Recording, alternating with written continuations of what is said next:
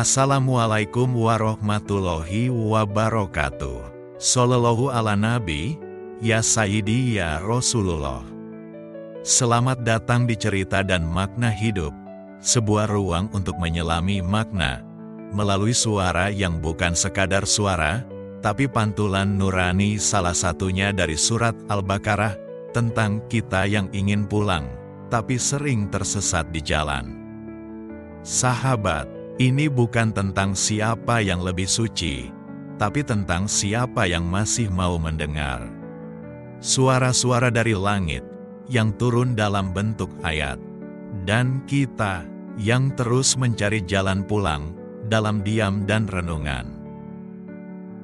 Episode 72, Di Balik Hijrah, Suara dari Dalam Diri, Kebersamaan Al-Baqarah.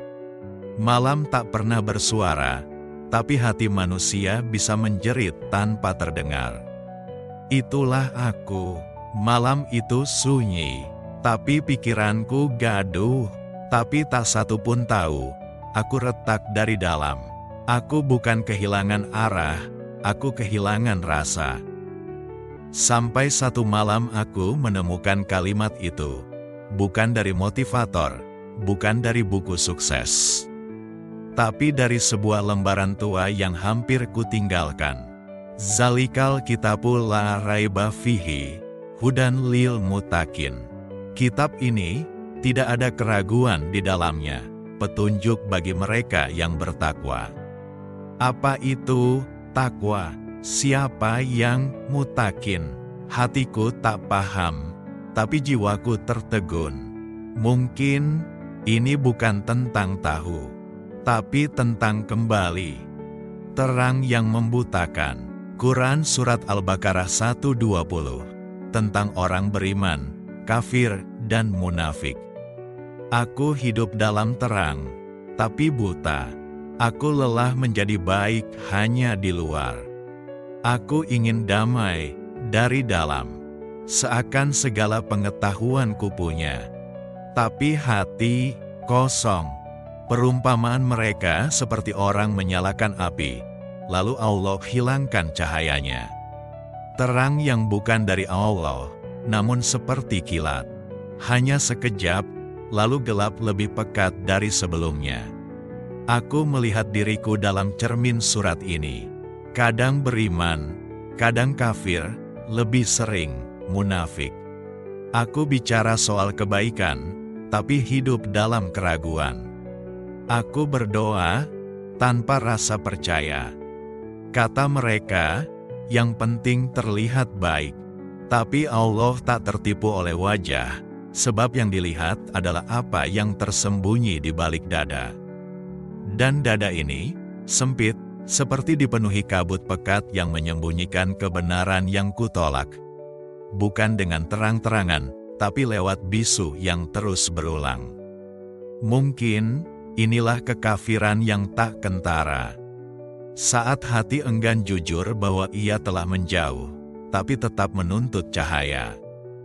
Dan celakanya, aku lebih sibuk mencurigai kekafiran orang lain.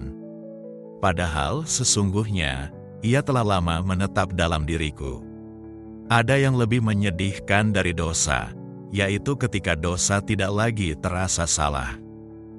Ketika hatimu mati, kau masih bisa tersenyum, tapi kosong, tak ada suara di dalam. Seperti jendela yang selalu ditutup rapat, lama-lama kita lupa seperti apa cahaya itu rasanya. Allah telah mengunci mati hati mereka dan pendengaran mereka. Terkadang, kita bukan tak tahu, tapi terlalu lihai berpura-pura tak tahu. Kita lihat tanda-tanda, tapi menolak mengakuinya. Kita dengar suara nurani, tapi lebih memilih bisingnya dunia.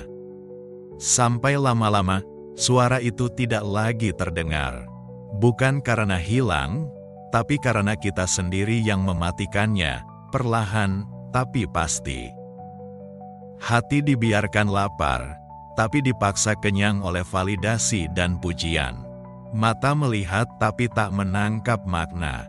Telinga mendengar tapi hanya gema yang tak bermakna. Sehingga, mati rasa itu bukan tiba-tiba. Ia hasil dari pilihan yang diulang-ulang. Dan ketika suara ego menggema tanpa lawan, kita pun tersesat, sambil tetap merasa di jalan yang benar. Yang tersisa hanyalah simpati tanpa empati, peduli yang hanya sampai bibir, dan iman yang hanya sebatas identitas. Tanpa sadar, kita lebih sering menunjuk kafir kepada orang lain, sementara kekafiran itu telah lama tinggal dalam cara kita hidup, cara kita menutup hati, dan cara kita enggan mengoreksi diri. Maka, sebelum kita menilai dunia, lihatlah cermin jiwa. Barangkali, yang perlu ditunjuk lebih dulu adalah diri sendiri. Dan dalam gelap itu, aku mulai mendengar kisah lain tentang mereka yang diberi cahaya, tapi memilih untuk menutup mata. Sahabat, di balik setiap langkah yang disebut hijrah, ada suara-suara yang tak terdengar, suara dari hati yang pernah jatuh, pernah ditinggal, pernah berjanji, lalu lupa. Sahabat, hijrah bukan hanya tentang pergi, tapi tentang apa yang kita bawa dalam hati. Bukan tentang perubahan di luar, tapi tentang janji yang tak lagi kita abaikan. Semoga suara-suara ini menemani langkah kecilmu yang tersembunyi. Karena di balik ayat yang terasa jauh, selalu ada Allah yang dekat. Tentunya kalimat yang terucap ini sangat kurang dari mewakili secara keseluruhan.